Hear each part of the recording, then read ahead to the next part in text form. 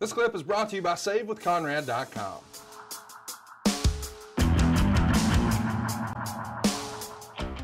Josh wants to know, what was your favorite town to work? Boy, that's a wide open-ended question.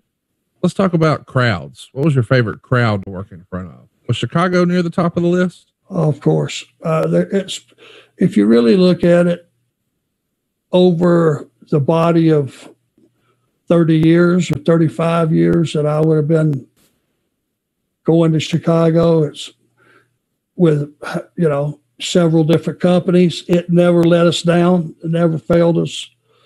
Packed crowds, enthusiastic crowds, just awesome. Atlanta was great. Baltimore was great. Philly was great. Greensboro, you can never leave Greensboro out, ever. On a smaller scale, like Birmingham, Alabama, when I worked for Bob Armstrong and the Fullers, every single Monday. Now, this is running every Monday. Right. Though we would do $15,000 to $20,000 on a Monday. Was that Boutwell? Boutwell Auditorium. Yep. Dark stage, dark arena. People were awesome. It just was a great setting, and the fans were tremendous. A lot of great cities that we went to. Jacksonville, Florida was always good. Hey, let me ask you, you said something a minute ago about dark stage, dark crowd, blah, blah, blah. I heard something. I don't know if it was from Jim Ross or if it was Tony Schiavone, but one of those guys recently on one of our shows said, when Vince lights the crowd up like he does, they don't make as much noise because people think they're being seen and they're visible, and they almost get self-conscious or maybe embarrassed about being excited or hooting and hollering and yelling and getting into it. But if they're in the dark, they're more likely to respond and react and be vocal because they feel like they've got some privacy and maybe, I don't know, anonymity. Do you agree with that? Yep, 100%. And here's the decision that was made, I suppose. There's no comparison if you have the arena dark, that the noise is just insane. Now, if you light up the crowd, they are going to be self-conscious about raising holy hail. Right.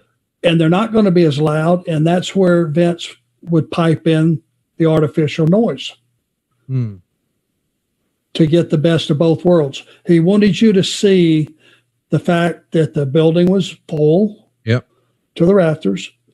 Where you would get hooked sometimes is if you just did a shot of like opposite hard camera and, that whole section of people. Well, when their noise is just deafening, but nobody's moving and nobody's screaming, and people are just sitting there with their hands in their pockets, it's a little bit of a disconnect. Yeah, I would say so. So it's 100% though. If the crowd, if it's dark, whether it's a live event or television, it doesn't matter. You're going to have more noise, and the crowd, I think, has a better time. A Rare Beast writes, maybe a weird question, but one that's been on my mind.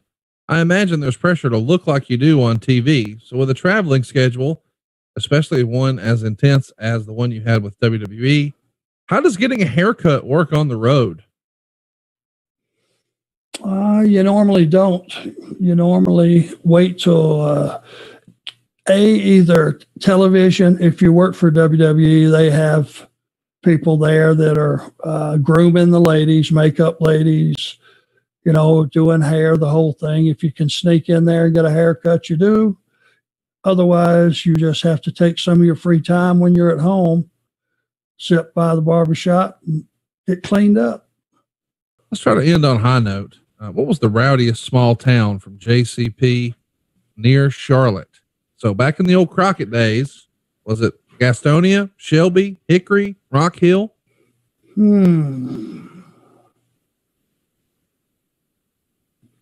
Rowdy?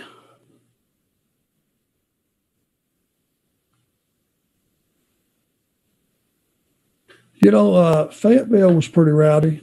Okay. A lot of soldiers.